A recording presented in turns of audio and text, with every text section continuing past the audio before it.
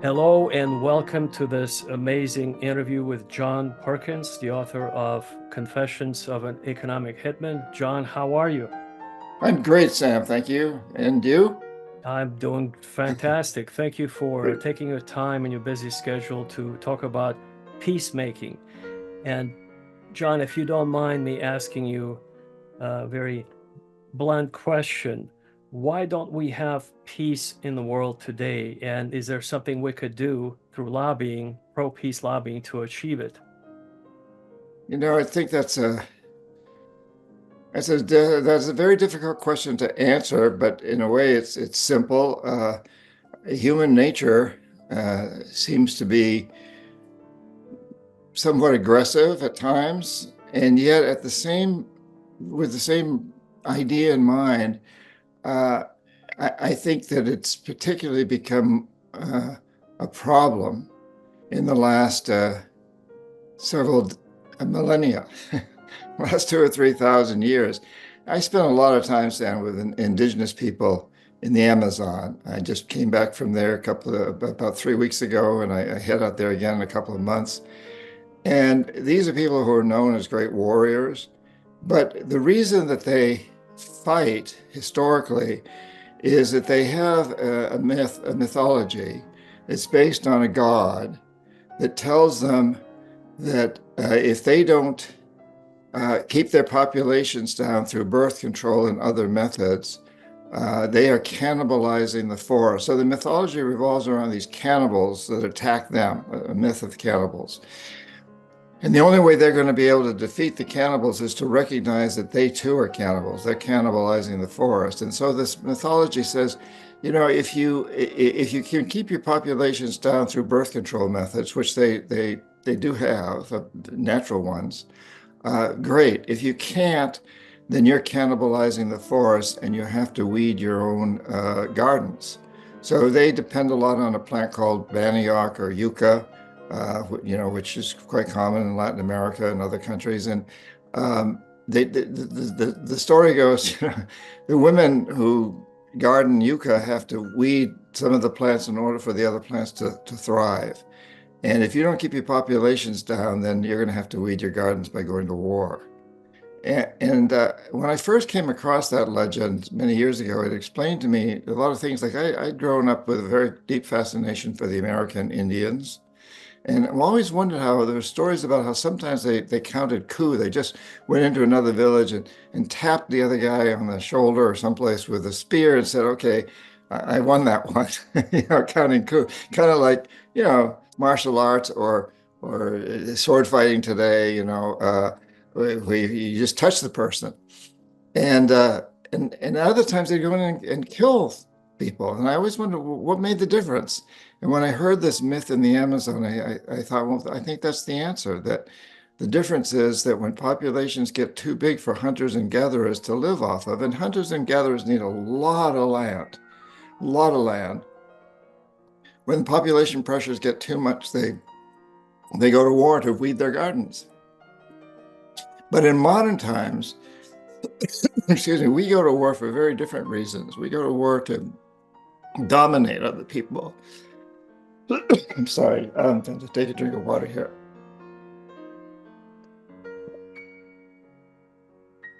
We go to war to control resources and to dominate people. And we've seen this over and over, but I don't think that's really part of human nature. It's become part of our philosophy, part of our way of life in a way as humans, something that it's a perception that we've bought into.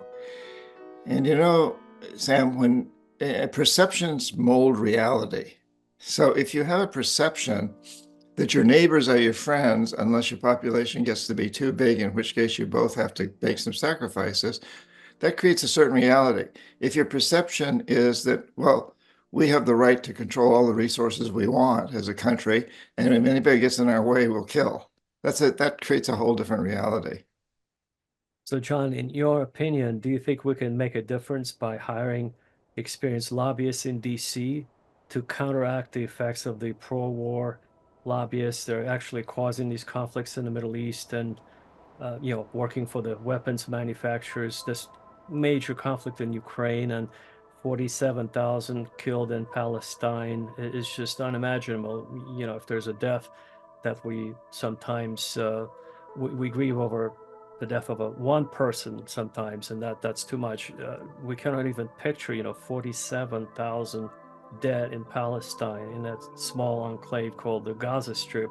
Can we make a difference, John, in your opinion, if we were to organize an army of volunteers, peacemakers, and simply hire professional lobbyists in DC to pursue this pro-peace agenda to counteract the warmongers? Well, sure. I think back to the Vietnam War, and I was very active as an anti-war protester and refused to be drafted. So that's one of the reasons I joined the Peace Corps. In fact, it's the main reason I joined the Peace Corps. And it worked ultimately. I think governments realized that they just weren't going to be able to keep sending our young people off, that we just weren't going to put up with it any longer. Plus, we weren't winning the war, and that made a huge difference. Is anybody winning the war in Gaza? I don't think so. Nobody's winning. It's a terrible, terrible, terrible tragedy. And I think to a large degree it's driven by one man's selfishness, frankly, Netanyahu, who doesn't want to go to prison, and I believe he's a psychopath and a narcissist, and that's so often been the case. And we can say the same thing is true, I think, of other world leaders, including Putin. And we certainly saw it with Hitler, and on and on and on.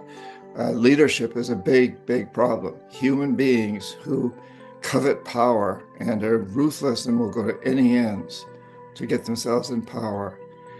But demonstrating against those people, putting up a good front against them, continuing to let our government know we don't want to be involved in this anymore. We want to make sure that this thing ends.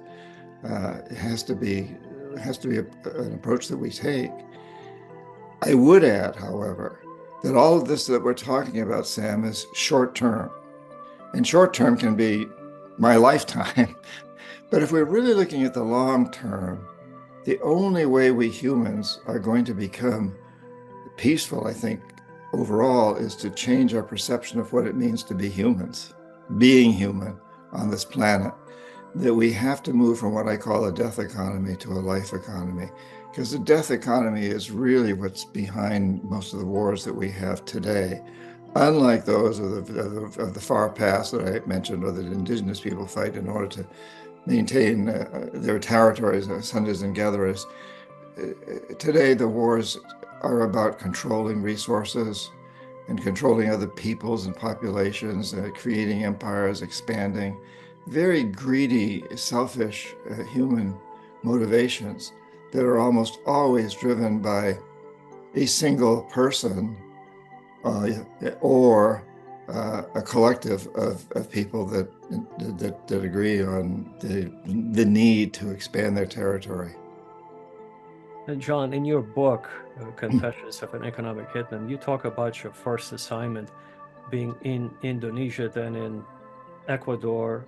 Do you think that today we have sort of similar consultants being involved in this war in Ukraine, in Kiev, Ukraine, and in Yerevan, Armenia, and Baku, Azerbaijan? Is it, in your opinion, is it possible that all these, in Palestine, all these conflicts are kind of being stirred around by people that you once kind of fulfilled that role as an economic consultant? Is it possible, or these are unrelated wars that are not stirred up by any sort of independent consultant from DC? Well, today we have a lot more economic hitmen than we did in my day. Every major corporation has its equivalent. That wasn't true in my day. We were sort of generic. We worked for the World Bank or the U.S. Treasury. But today, every major oil company, every major pharmaceutical company, every major international company has their equivalent. And certainly these people are looking at what they consider to be the best way for their company to maximize short-term profits. This whole system is driven by this this idea that corporations need to maximize short-term profits regardless of the social and environmental costs. So certainly oil company people are involved in these wars to some degree. How do you control these resources? Water resources today play a large role. Increasingly around the world, we're seeing a lot of minerals, the ones particularly that are used in high tech, cobalt, copper, gold, lithium, and others that are causing tremendous strife and wars. We don't hear very much about the wars that are going on constantly in Africa. We hear about Ukraine and we hear about Gaza, but these terrible situations in many parts of Africa and now Latin America, a country that I know very well, Ecuador, has always been an incredibly peaceful country surrounded by two countries that were fairly violent, Colombia and Peru, involved in drug trafficking. Well, now Ecuador has gotten deeply involved in this too. And to a large degree, that revolves around the mining. In addition to drugs, it revolves around the mining of gold and cobalt and copper. So yes, and all these companies, in answer to your question, we've got people behind the scenes that are doing things that promote these wars. Whether their goal is war or not, I can't say, but their goal is to control resources, and if that involves war, so be it, in their opinion. So, John, today we hear in the news all the time these so-called development banks, not retail banks, but special kind of governmental, quasi-governmental banks from London, from DC. They provide upwards of $500 million in loans to Kiev, to Yerevan in Armenia, supposedly to build roads, to build the infrastructure. But is it the same kind of a hook that they're being put on just the same way? Like in your book, you describe how Ecuador and Indonesia was hooked on these loans. Is it identical what's happening right now in Kiev, Ukraine? They just don't know it? Well, yes, that's probably part of it. But of course, in the case of Ukraine, and you've got this man Putin who's driven by, I believe, he's driven by this desire to kind of recreate the Soviet Union. I think this expansionist thing is driving him to a large degree too, and I'm sure some of that's about resources, some of that's about control of some of the waterways, but some of it's just plain, I think, this nationalistic desire to expand their territory. And if you hear some strange noises in the background, I have a cat who's dying to get onto this program, so she's making. We could bring him along if you'd like. We all love animals here. We love animals here. Come here, Jaggy. Her name's Jaggy. She's named for my book, Touching the Jaguar, because she acts like a jaguar. But so I think and again, in the case of Gaza and Israel, I think an awful lot of what's going on there is driven by human ego, human frailty, if you want to call it. Stop it. Here, hold on. I gotta get it.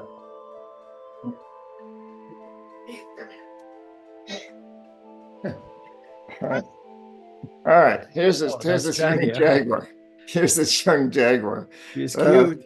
Very cute. Yeah, she's sweet, but she demanded to come in, and now she's demanding to go out. Cats. That's a cat. Anyhow, speaking of the jaguars, you in your latest book, talking about the jaguar, you mentioned sort of the spiritual aspect of your evolution, how you've realized what you were doing wasn't really sitting well with your internal kind of a compass or your philosophy, and you stepped out of that consulting role. And can you just briefly tell our audience, what was that transformational process like for you when you realized what you were doing was wrong and you decided to no longer be that hitman, economic consultant, and then you became an author and you decided to expose the global scam, this global economic enslavement, the slavery system that we have today? Yeah, so I was an economic hitman, or chief economist was my official title, for 10 years. And for about 7 of those years, I believed in what I was doing. And I think that's part of the problem, Sam, is that we've got people in these businesses that really believe that what they're doing is the right thing. So in business school, I was taught, and later by the World Bank and through econometric models, that if you convince a country to take huge loans from the World Bank or what we call the Washington Consensus, any of these investment institutions, and pay our companies a lot of money. Our companies make huge profits to build big infrastructure projects in these countries. The economy increases, and you can show through statistics that it does. And so, for many of those years that I did that, I thought I was helping these countries. But now, over time, and particularly with the help of Omar Torrijos, who was the head of state of Panama, I came to understand that GDP, gross domestic product, really measures the wealth of few individuals as well as our own corporations. It does not indicate prosperity for all the people. So, in taking up these big loans, these countries would have to collateralize their oil or their copper or gold, mineral, whatever the resource was, and then they would have to pay off the debt. And in paying off the interest on the debt, they would divert money from healthcare, education, and other social services. So the majority of the people would actually suffer in this process because of the debt. And in the long run, they couldn't pay off the principal. So then we go back in, usually under the guise of the International Monetary Fund, and say, hey, since you can't pay your debt, sell your resource real cheap to our corporations without environmental and social regulations. Vote with us on the next United Nations vote against Cuba or whatever. Let us build a military base on your soil. In other words, you become part of our empire. You become subservient to us because of the debt. And but I didn't get that. For the first 7 years I was doing this work, I thought I was doing the right thing. So once I understood what I was doing, then it became difficult to get out. Nobody wanted me to get out. Plus, I was making very good salary. I came from a relatively poor teacher's family in rural New Hampshire, and suddenly I'm flying first class around the world, staying in the best hotels, eating in the finest restaurants. I didn't want to admit that what I was doing was what I was doing. So finally, I had a spiritual enlightenment, if you will, as you mentioned, and realized I had to get out. But I think that story is a very telling one, because there's a lot of people in that business who believe they're doing the right thing because that's what we're taught to believe. That's the perception. Again, perception molds reality. And the perception we have is that developing these big infrastructure projects in these countries helps everyone in the country, when in fact it helps the rich who use the electricity, who own the factories, who own the industries, who own the businesses that benefit most from the roads and the airports and all the other infrastructure that we invest this money in, but leave the rest of the people in debt. You know, John, I call daily by telephone, and I try to find or identify lobbyists in DC or in that area, the Beltway Loop, you know, who might be willing to be hired to kind of come work for us to counter the uh, counter the actions of the other lobbyists who represent weapons manufacturers. And you know, I can't help but notice that as soon as they ask me this question, whom do you represent and what will be the task, I said, we're pro-peace organization. They do not take us seriously, even though they will be paid.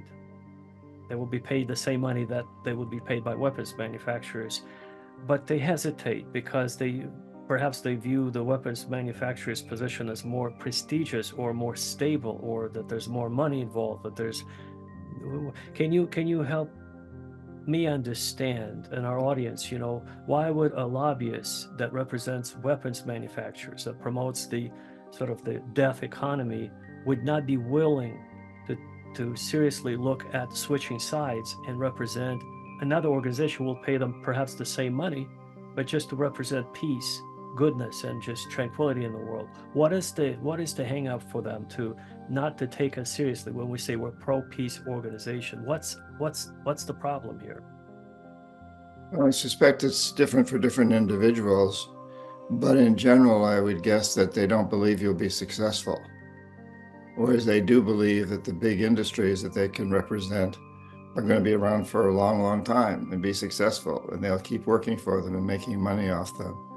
I just returned few weeks ago from Ecuador, which I mentioned earlier, which is going through this crisis, and I was meeting with the Shuar people, a large indigenous tribe, but then recognized today as its own nation that lives in the Amazon region that's being attacked by these mining companies and oil companies. And it was interesting to me that the president of the Shuar organization, who I met with, was lamenting the fact that now a number of Shuar men and women have gone to law school and they've become professionals or they've become doctors.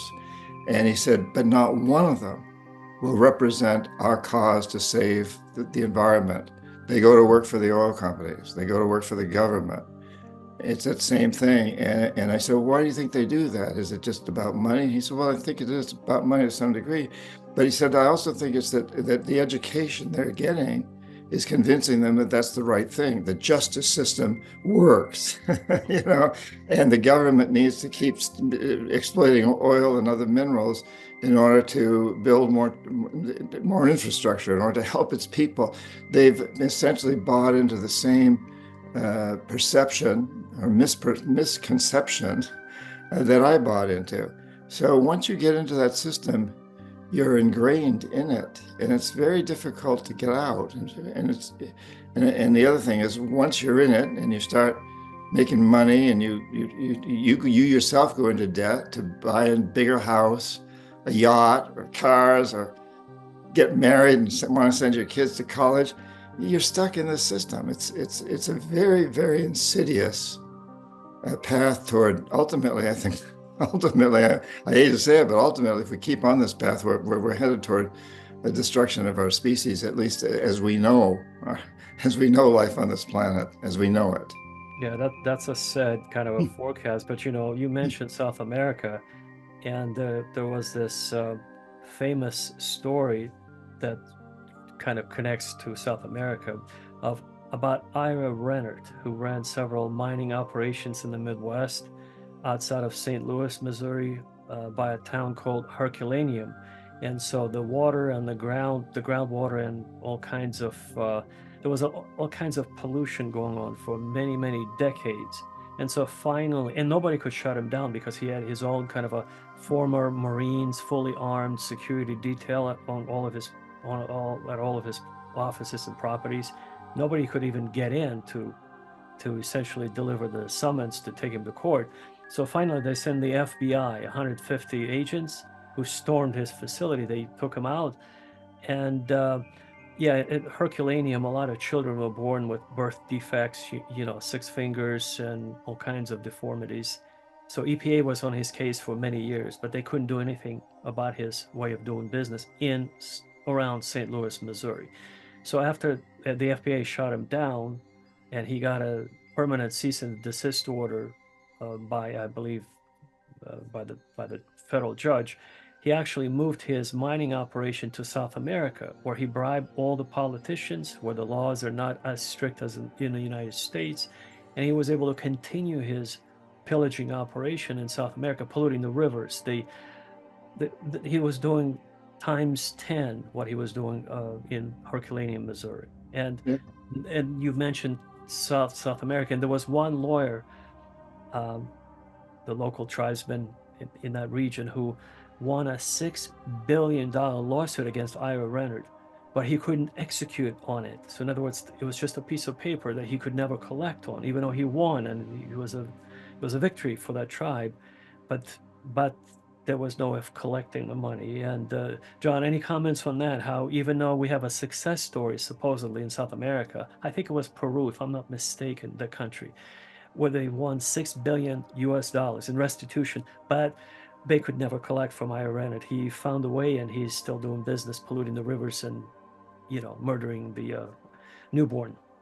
Yeah. Well, it's a common story, different details. But you may know of Stephen Donziger, who's a lawyer in New York and went up against Texaco in Ecuador for representing 30,000 people in a class action suit and won the case, $9.5 billion. Texaco has refused to pay it. And they've said the case was won in Ecuador, so it's invalid in the United States, even though all that their oil rigs were there. And then they maliciously went after Donziger, and they I don't know what they did to this judge, but in the end, the judge took away his license to practice law in the state of New York, and also had him under house arrest with a band around his ankle for over a year. But Texaco poured tremendous amounts of money into hiring lawyers and really corrupting the system. And unfortunately, Steve, we can talk about corruption in Latin America and elsewhere. We have terrible corruption here, but part of the problem here is it's a legalized corruption, which means by definition it's not corrupt, but it's a legal system that totally favors people with money, and corporations with money can bring in lots and lots of lawyers.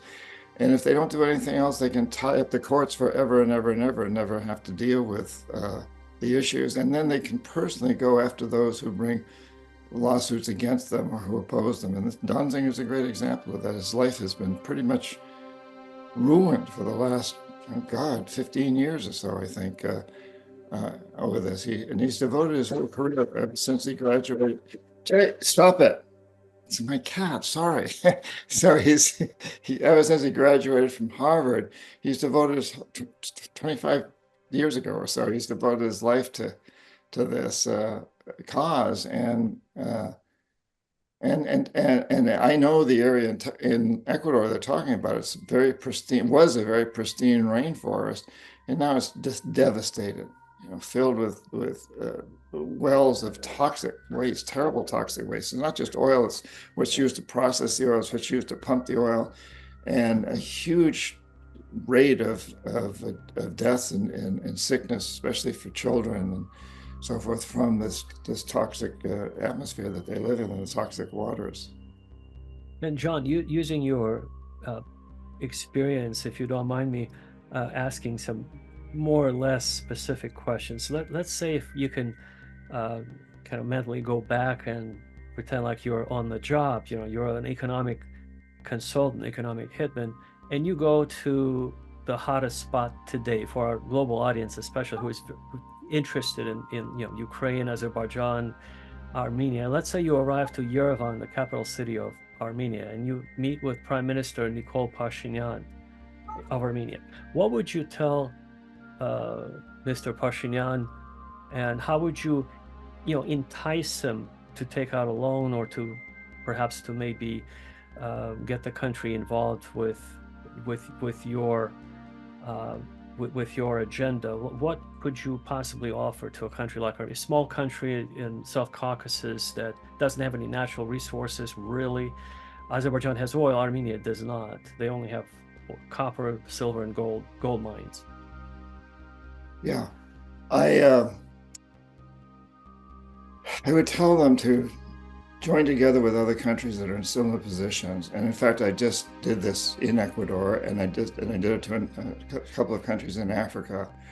And particularly, you can say in all these regions, particularly in Africa, I can say they're the wealthiest continent in the world, resource-wise, and the poorest one on a per capita income basis. So come together, stop bickering and come together. But you need to all come together. And so Azerbaijan and any of these countries that have these kinds of resources can find other countries that have similar resources. And rather than trying to compete with each other, well, which is what they do too often, is how do we get the big companies to come in and exploit our stuff? Get together and say, yeah, we don't have the technology. We can't exploit these resources ourselves. We need these companies to come in. but they need to pay our people a fair deal, and they, stop paying people under the table.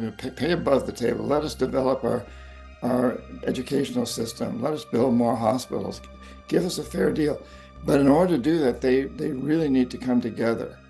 One of the reasons that a country like the United States is so powerful is that we, despite all the factions and divisiveness in our politics, our country basically comes together when it's dealing with international trade. And the oil companies may compete with each other. They at the pump, they may try to, Texaco may try to get you, Chevron may try to get you to go to their pump and Shell to their pump.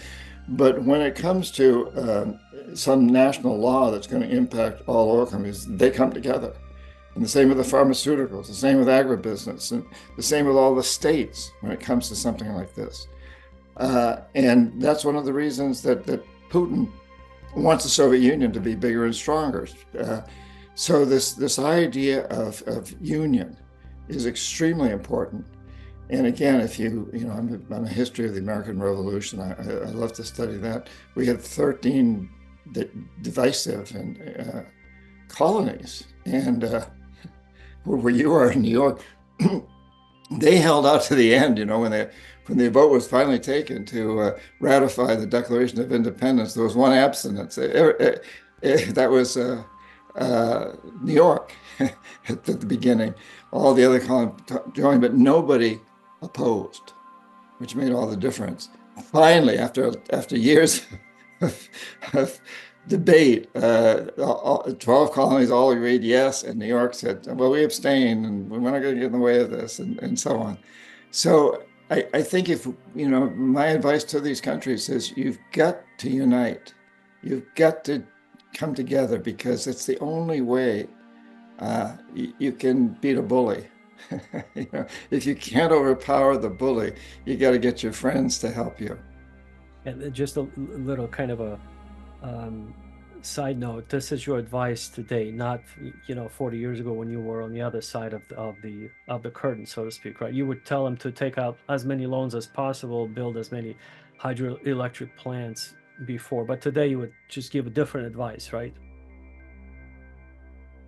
Um, I would tell them to build more solar and wind and take a leadership role in alternative energy. And some people think of hydro as alternative, but at this point, in most of these countries, they're really good hydro has been pretty much used up. Now they got to go to places that are much more risky.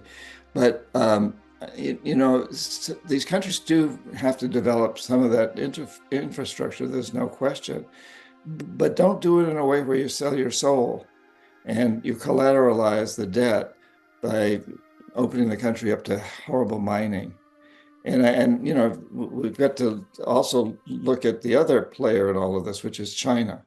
And China today is outmaneuvering the US and Russia and everybody else in terms of being the number one investor and trader in more countries in the world than anyone else. They're way ahead of the United States today.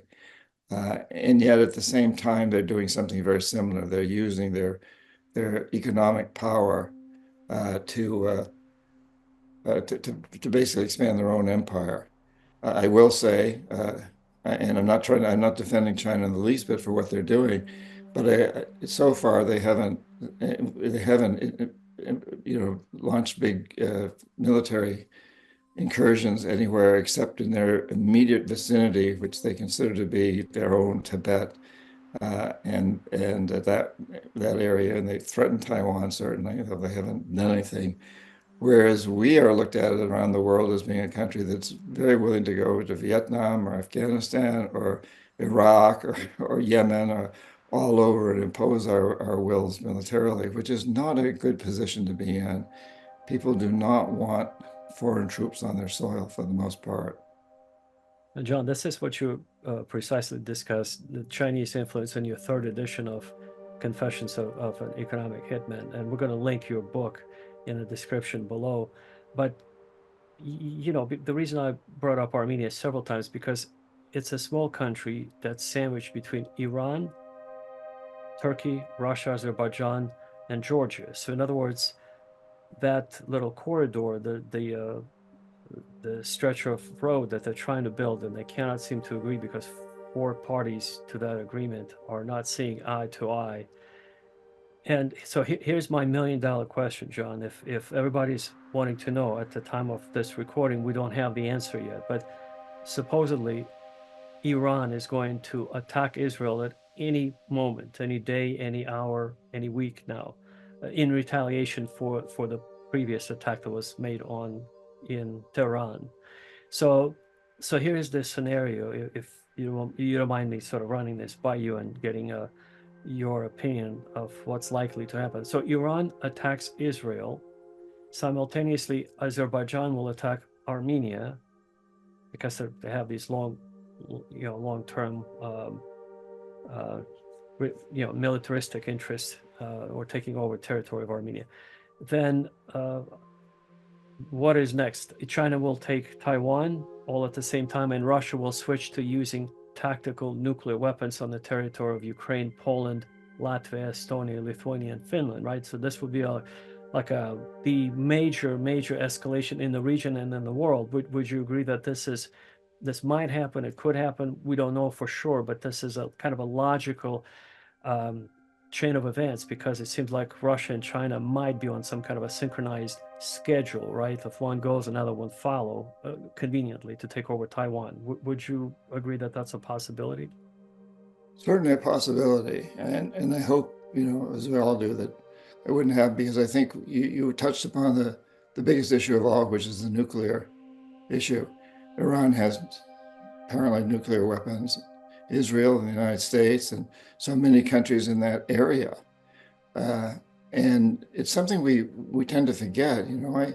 I grew up in a time where we did the duck and cover. We were all terrified that the Soviet Union had nuclear weapons. They were going to attack us with them.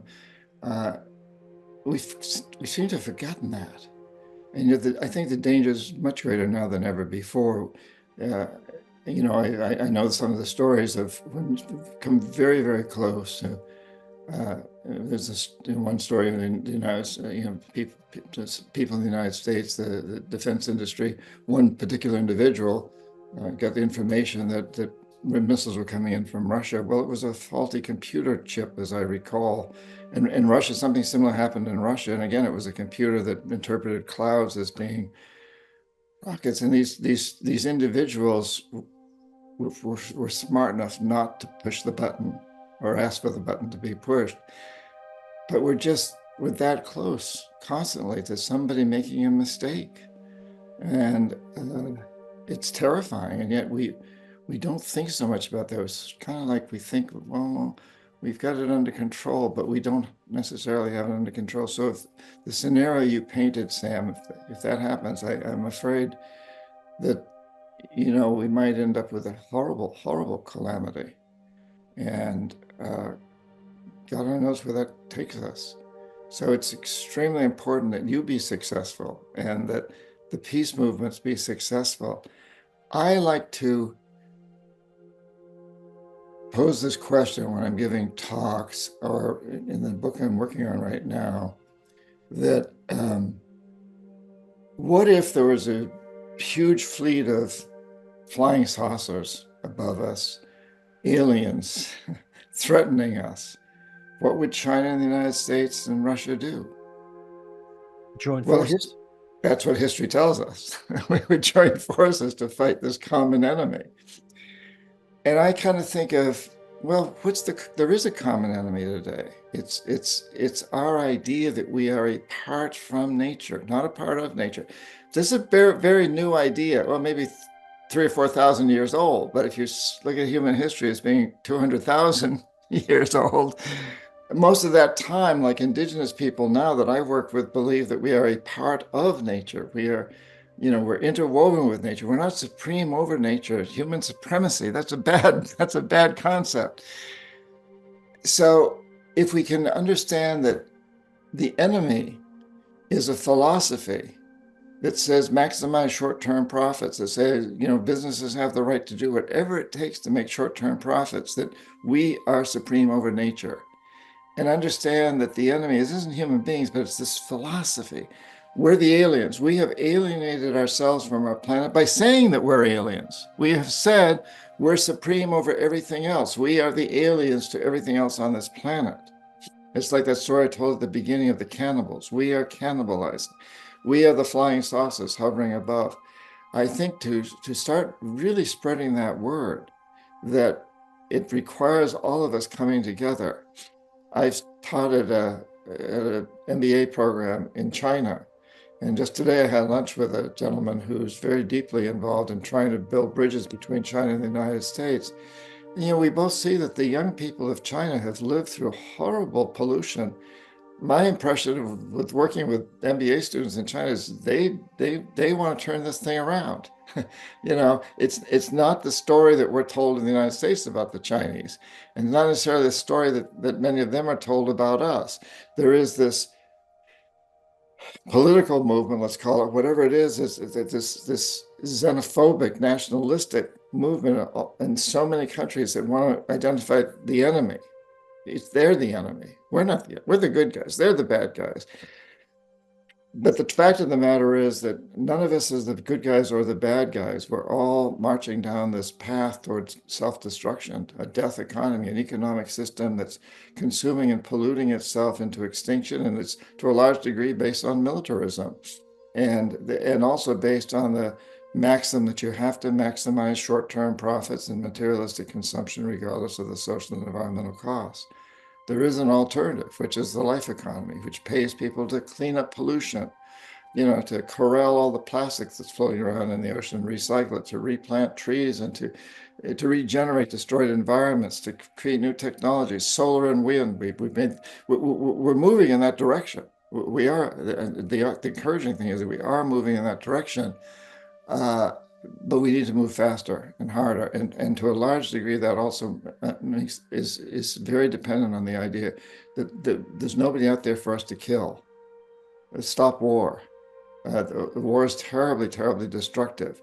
Unfortunately, wars increase GDP. As you well know, the United States economy has a large part of it is based on the military-industrial complex, and that's true in Russia, and it's true in China, and it's true in so many, many countries. Well, get out of it. Put that money, our taxpayer money, let's put it toward, you know, creating new forms of energy that utilize air and water without digging up resources. Let's put it to creating a life economy.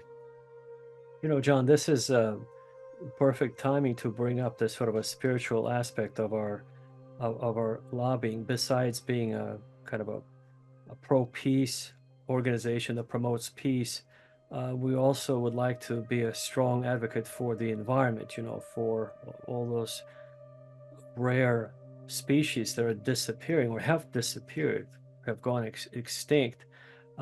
You know, this concept, why do we even, it's a little bit abstract, but I'm going to connect logically here, all the dots here, but it's unimaginable to fathom that we have, as human beings on our own native planet, we have to pay for water. We pay for water to consume, to drink water. We have to pay money to drink water, this God-given gift, you know, just like air. But in countries like China and Japan, they have these vending machines. You put in an extra number of coins and you can breathe clean oxygen, or more or less cleaned up air. So Right. it's absurd. It's absurd. We have to pay for water, you know, in developed world, like in the United States and Canada. And yet when the so-called the Canada geese, which is the proper way of calling that, we vernacular, you know, the vernacular is Canadian geese, but it's actually Canada geese. When it flies across the imaginary border between Canada and the United States of America, it doesn't have to show its passport to any, you know, border patrol agents. It just flies over. It doesn't care. It doesn't even know it's called Canada geese. It's just a wonderful God's created species, right? We put those labels. We put those crazy labels. We enslave other people to make them pay for water or for air, even at vending machines on the streets of China and Japan. It's insane to think that you need a little oxygen, you know, just to survive the race to the bus stop or whatever, the subway station Beijing or in Tokyo. But, it's insane. So I wanted to ask you, John, with your connection to the South American jungle and their philosophy and their kind of spirituality, um, can you share with our audience, what would be your sort of a ideal world where we're um, one with Mother Nature? Where how do we begin to educate the next generation to respect Mother Nature, to take care of it? What must we do? And I'm going to take notes from you because we're going to actually incorporate it into our lobbying effort as well as a separate lobbying. Well, I think the most important is this perception that we are a part of nature. And, we are the four elements or the five elements in our body, earth, air, water, and fire, all fire in the heart. And then we've got the fifth element, which is our consciousness. And everything that we have is part of nature. And people sometimes don't get this, but, the materials of this house that I'm in and where you are, this all comes from the earth. To really, really understand and appreciate that. And when you really appreciate it, you don't want to build a mansion because that's stupid. You can live in a big city and still understand that you owe the building that you live in to nature, and you damn well better take care of it. And how do we move increasingly into this? I think the vision for the future is that we really develop this life economy. If you take a city like New York City, basically stop traffic, except perhaps some electric vehicles that bring in supplies and so forth, cover all the buildings with solar panels, and the streets, paint them white, or grow gardens in the streets. All the parking garages that now are no longer needed, those can become greenhouses, and you can aim sunlight in with mirrors. There's so many possibilities here, things we can do, exciting things that people get paid for. We're not talking about people going back and living in caves.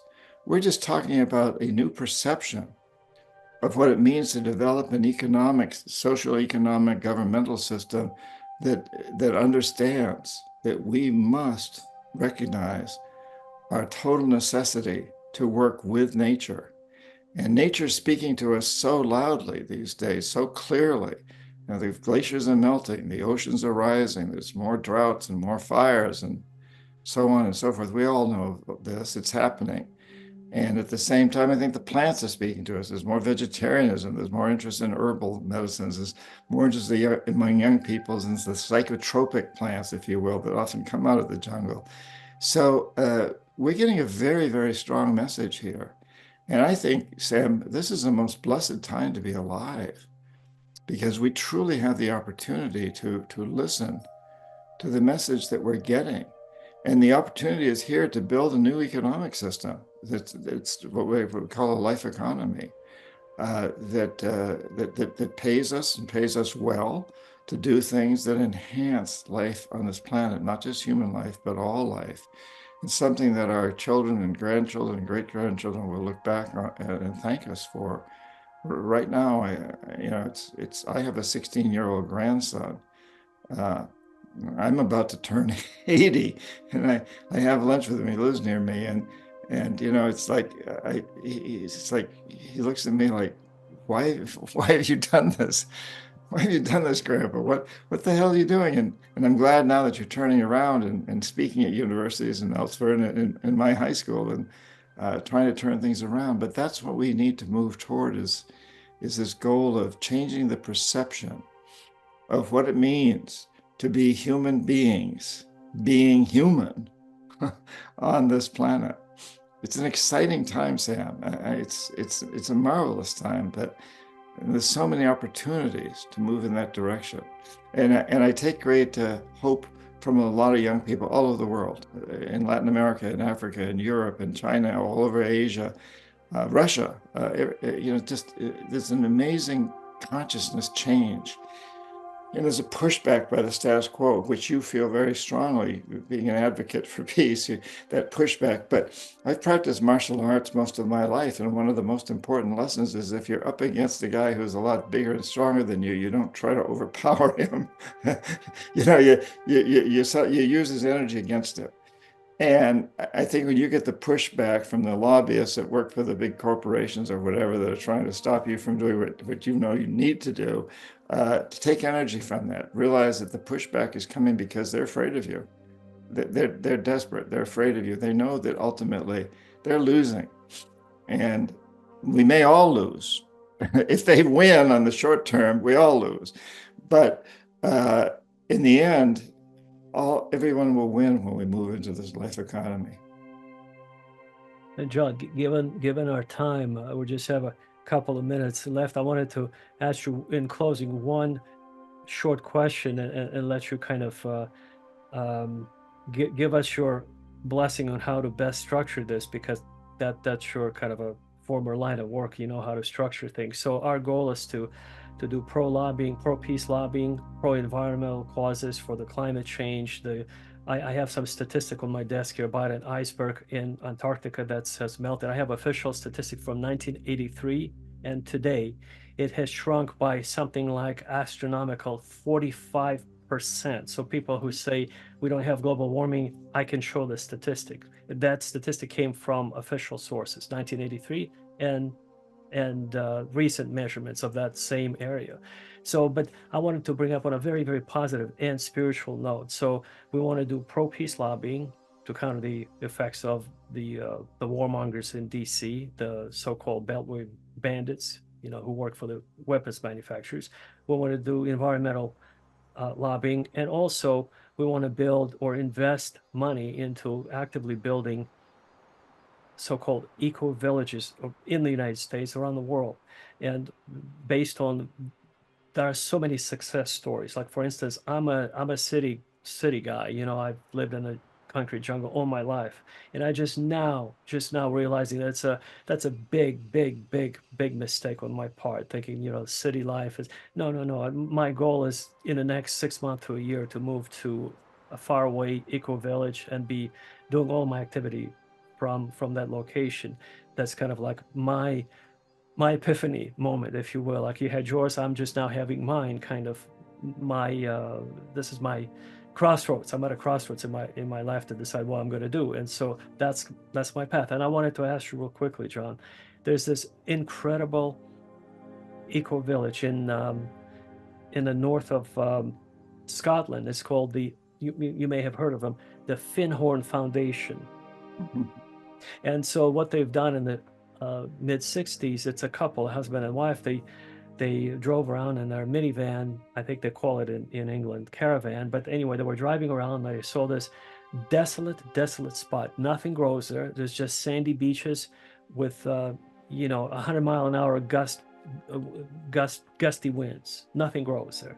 But they decided to take that desolate spot where nothing is possible, and they turn it right now into most beautiful tropical garden. They have basically, it's a community of approximately 350 like-minded people. They grow vegetables, they grow fruits, they have a power system off-grid, everything's off-grid, and they even have like a mini wastewater treatment plant. It's very, very sophisticated, but they're kind of faith-based, they're community-based, and I'm on their mailing list. I'm studying how they've done it, so we could also maybe duplicate something like that. In your opinion, John, do you think this is the way for us to do what the couple did at the Finhorn Foundation, where they actually connected with Mother Nature and they pray and they talk to their plants and vegetables, before they harvest, they talk to it, and as a result, they have the largest watermelons, they have the largest cucumbers, whatever they grow, tomatoes, in their gardens, in their large gardens. And it's incredible because I've learned about their operation just relatively recently. It's a miracle that they have this community. When you look at their website, it's green, lush forests, but prior to that, there was nothing. There was just the sandy beaches, desolate beaches. So, John, question to close our wonderful meeting today, our wonderful dialogue conversation. Do you think this is the way? If this, I'm motivated to highly do that, invest all my time, energy into these types of projects, what could you sort of maybe give your word of advice or your blessing to continue, or maybe you have another better idea for us to continue if that's our path?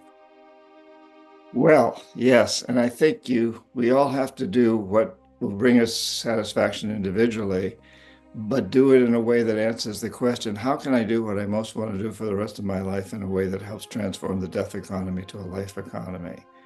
So I do this as a writer. You can do it as a developer of a new kind of community. But to also recognize that around the world, there's so many people, and so many of them live in highly urbanized areas, and some of those urbanized areas are extremely impoverished, uh, that they can't all move to Finhorn or the place you're creating. I would challenge you, Sam, and you can do this whatever you want. Instead of going out into the country and creating this, pick a section of New York City, maybe 10 blocks, maybe one block, and develop it as the equivalent where there's no cars, it's all bicycles and maybe a few electric vehicles, and you grow gardens and you turn the parking garages into greenhouses and you make it beautiful. And you create spaces where people can come together and make music and be. I live on an island near Seattle, and we're in the process here of doing something we call the Earth Story 2040 project, and we're encouraging people to write short stories, including at the high school where we give prizes, and there's a lot of writers on this island. We're 35 minutes ferry ride from downtown Seattle, and so write a short story that says it's now 2040 and we are what we're calling an ecological civilization, which is basically a civilization. This island is an ecological civilization, which is based on a life economy. How did we get here? So rather than looking at what should we do, and I don't like that word, we should do this, we must do this, we have to do this. People, it's preachy.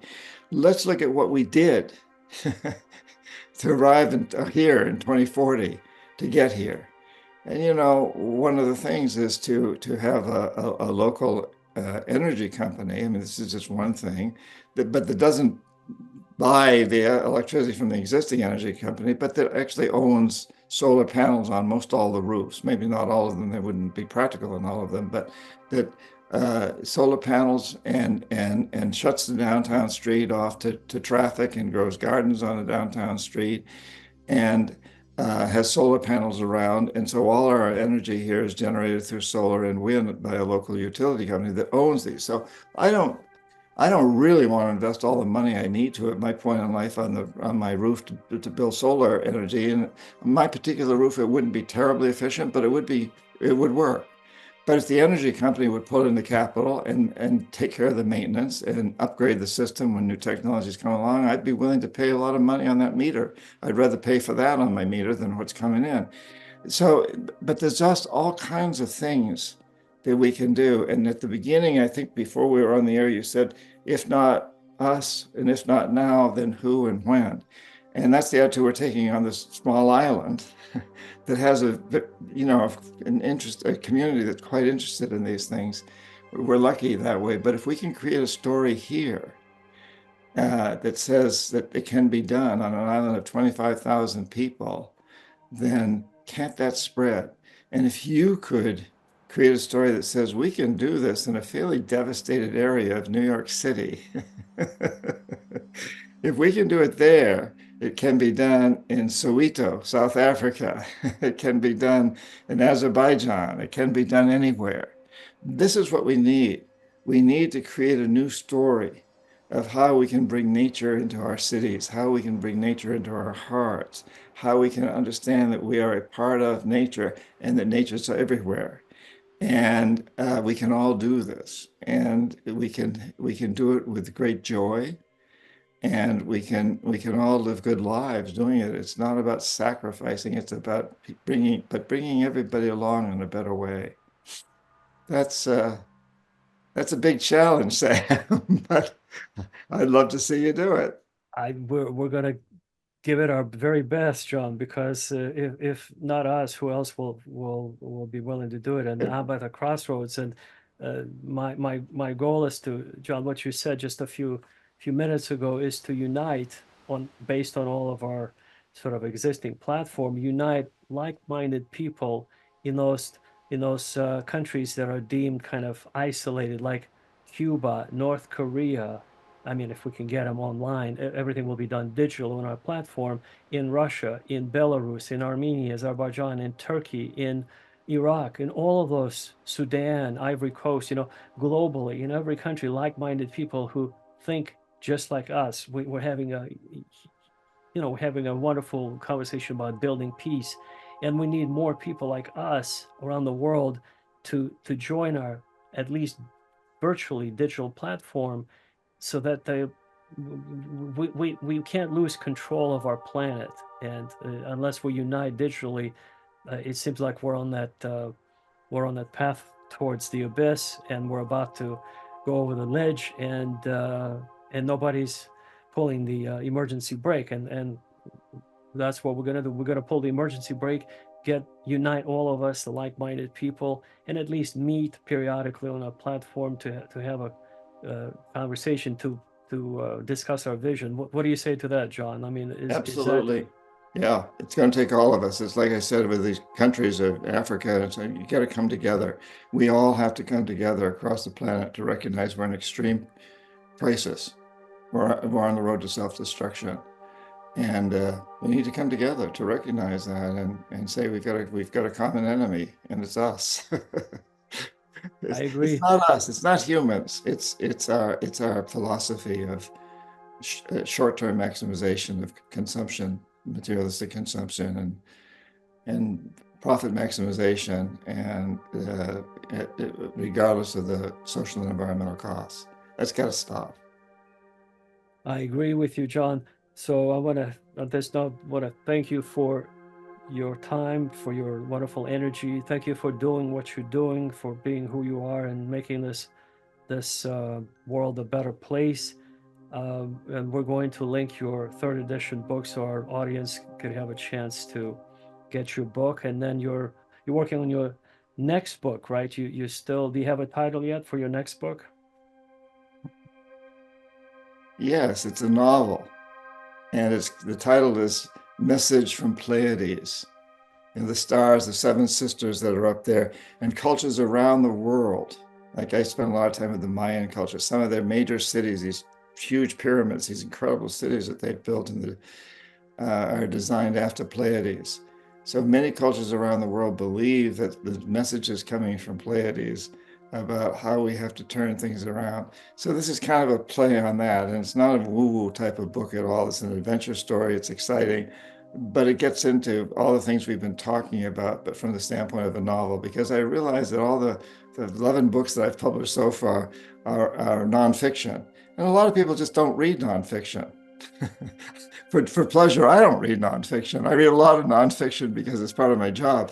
But for pleasure, I read fiction. And so it's going to come out soon. I'm going to self-publish it. I've published with Random House and Penguin and Barrett Kohler and many publishers. I'm kind of tired of that route, and basically it's not going to cost very much, and people can get it.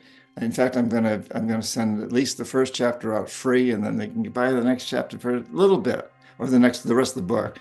So if people are interested in getting that first chapter, go to my website, johnperkins.org. Put your email address in the little box that's there, and you will get the first chapter free, probably within the next couple of months. And I think it's a fun book, Sam. I mean, I've enjoyed writing it so much. I almost can't bring myself to end it and send it out there because I'm enjoying it so much.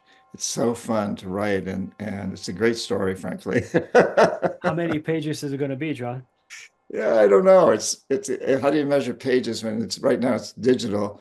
It's a lot shorter than Confessions of an Economic Hero, probably about half the size. I want it to be fairly short, but it would probably be maybe 100 pages, 125 pages in regular book form. Well, we can't wait. We're going to link to it on the JohnPerkins.org. Okay. Okay. We're gonna link that. Put a link below the video. So John, thank you for your time, for your wonderful energy, for your input, for bringing this positive energy to our world. And we all just hope and pray that we can survive and through these tumultuous times, and make it through and make this world a better place, right? Yes, that's the challenge, and that's the blessed position we're in. That's the fun we're going to have with this. Thanks, Sam, for all you're doing. It's been a great pleasure. Really, Thank you. keep up your great work. All right, thanks.